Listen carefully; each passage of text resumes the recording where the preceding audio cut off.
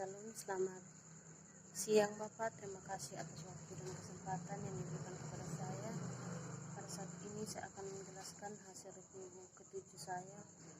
Sebelum saya menjelaskan hasil review saya, perkenalkan nama lengkap saya Maria Immaculata Ate, NIM 17340300022. Buku review ketujuh, praktik kerjakan riset.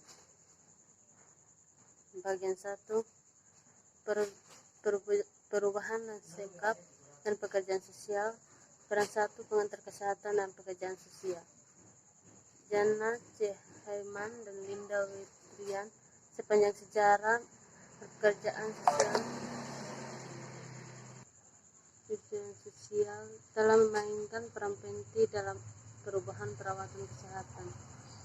Sistem pengantaran dari pergerakan rumah pemukiman hingga saat ini, pekerja sosial profesional adalah bagian terpenting dari jalinan perawatan kesehatan melayani beragam individu di seluruh rentang hidup berlatih dan dalam berbagai pengaturan perawatan kesehatan mengedukasi untuk meningkatkan akses dan menangani kebutuhan terus meningkat dari populasi yang paling rentan.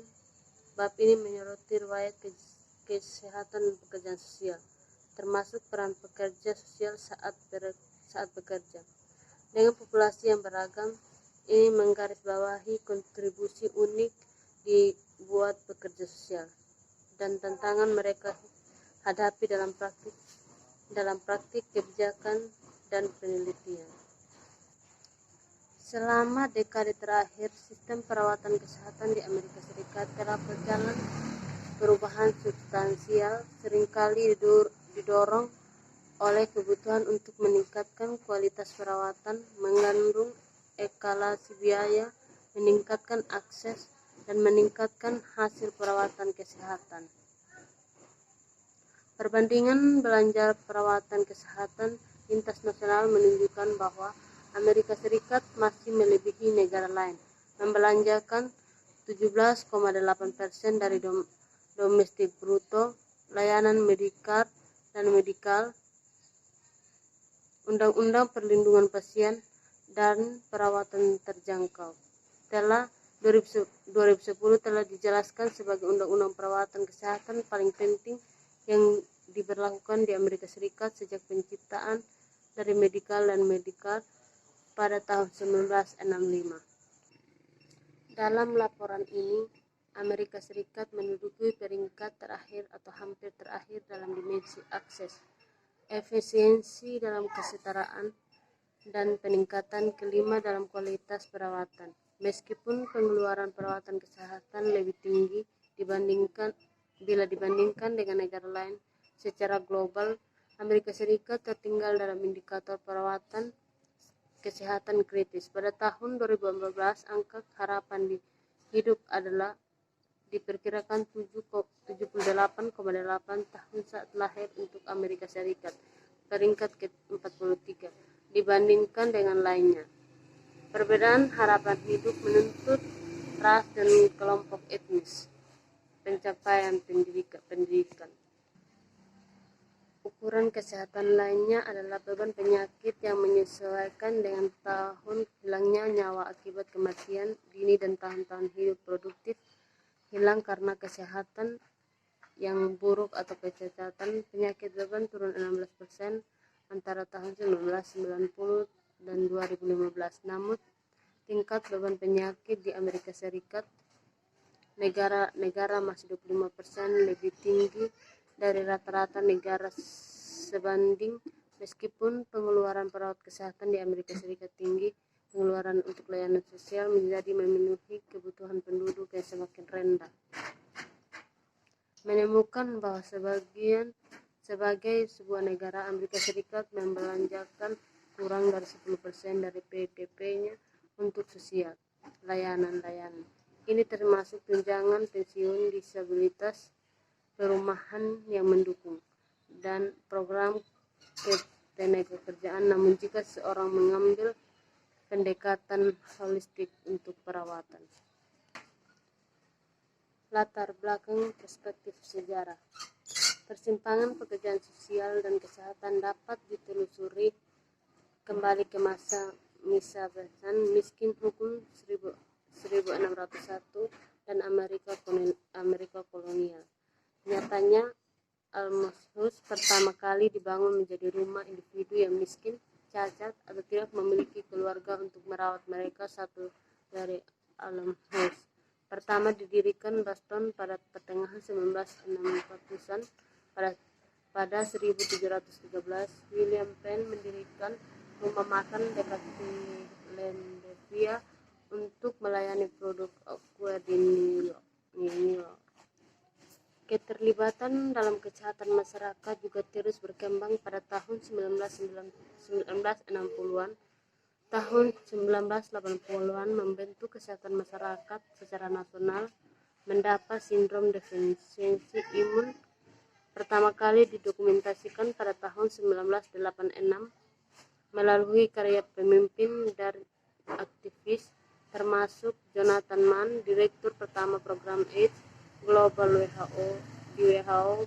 Mereka membantu mendidik orang lain tentang penyakit, menekankan hak individu dan ketidakadilan dalam perawatan kesehatan, dan difokuskan pada pencegahan untuk membatasi penyebaran penyakit. Hak atas perawatan kesehatan. Menurut katalog Global Komunikasi Pribadi 27 Desember 2017, pendekatan berbasis hak terhadap kesehatan yang berkembang dalam beberapa dekade setelah PD2 cukup banyak, lebih dari sekedar akses ke layanan perawatan kesehatan, mencakup layanan pendidikan dan mengembangkan lingkungan yang membantu kita menjalani kehidupan yang memuaskan. Mengacu pada faktor-faktor ini sebagai penentu yang mendasari kesehatan, intinya adalah bahwa dari pendekatan berbasis hak kesehatan bersinggung dan saling bergantung dengan hak asasi manusia lainnya. Hak atas kesehatan harus universal, non-diskriminatif, dan inklusif. Pendekatan berbasis hak juga menghargai proses tersebut dan menganjurkan agar masyarakat berpartisipasi dalam pengambilan keputusan terkait kesehatan di semua tingkat pemerintah. Fasilitas barang dan jasa juga harus menghormati medis, etika, pada gender, dan sesuai budaya.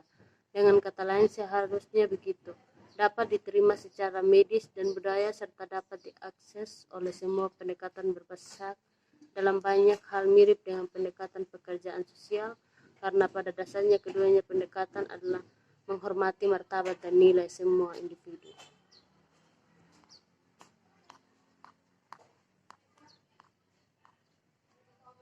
Etika dan nilai di bidang kesehatan. Ellen P. Congress. Nilai dan etika pekerjaan sosial senantiasa menjadi pedoman kebijakan, praktik, dan penelitian di bidang kesehatan. Bidang perawatan dengan menggunakan lensa nilai-nilai pekerjaan sosial. Bab ini dimulai dengan mengkaji sosial kebijakan kerja dan kebijakan pemerintah di bidang kesehatan, mengidentifikasi tantangan etika, dilema, dan menerapkan model pengambilan keputusan etis sebagai praktis juga ditangani. Bab ini ditutup dengan perlunya penelitian lanjut tentang etika dan meningkatkan pemahaman pekerja sosial tentang bidang penting ini. Kode etika kerja sosial. Karena pekerjaan sosial adalah profesi berbasis nilai, penting bagi pekerja sosial untuk melihatnya pada standar apa profesi telah dikembangkan untuk memandu kebijakan, praktik, dan penelitian di bidang kesehatan. Kode etika Asosiasi Nasional Pekerja Sosial memberikan kerangka kerja utama untuk praktis etis bagi pekerja sosial. Meskipun kodenya tidak secara spesifik menyebutkan kata kesehatan, nilai-nilai dan prinsip dapat diterapkan pada praktik perawatan kesehatan, semua nilai dan prinsip etika dimasukkan dalam praktik kerja sosial di bidang kesehatan. Para pekerja sosial secara terus-menerus mempromosikan misi keadilan sosial, berkomitmen untuk melayani semua orang yang membutuhkan perawatan kesehatan terlepas dari kemampuan mereka untuk membayar. Akhirnya semua pekerja sosial di bidang perawatan kesehatan mencoba perawatan kesehatan terus mencoba mengembangkan kompetensi mereka dengan memanfaatkan kesempatan pendidikan berkelanjutan dalam layanan atau eksternal untuk meningkatkan pengetahuan dan keterampilan mereka. Sekian hasil review ke-7 saya Bapak. Selamat sore dan salam.